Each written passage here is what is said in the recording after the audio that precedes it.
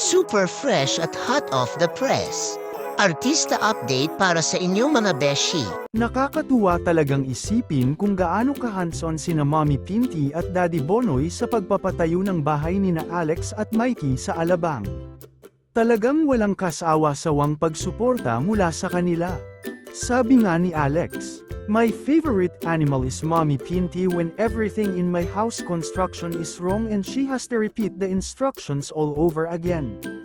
Kahit sa mga pagkakamali, nandyan lagi si Mommy Pinty para ulitin at ipaalala sa mga manggagawa kung ano ang dapat gawin. Kaya naman, super grateful si Alex sa kanyang parents. Sobrang excited na kaming makita ang magiging hitsura ng bahay nina Alex at Mikey.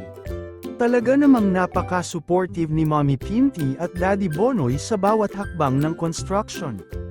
Walang kapantay ang kanilang dedikasyon at pagmamahal. Kaya naman, saludo kami sa kanilang buong pamilya. Abangan natin ang grand reveal ng bahay sa Alabang.